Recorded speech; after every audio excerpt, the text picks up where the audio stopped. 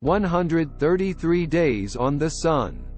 This video chronicles solar activity from August 12 to December 22, 2022, as captured by NASA's Solar Dynamics Observatory, SDO.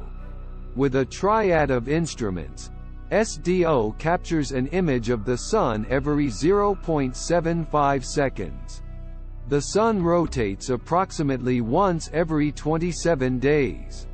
The loops extending above the bright regions are magnetic fields that have trapped hot, glowing plasma.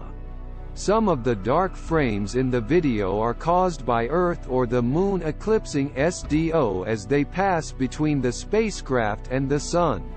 For more information on NASA's media guidelines, visit https://nasa.gov/multimedia/guidelines. From these regions there are wispy loops reaching up above the surface that rapidly change shape and size.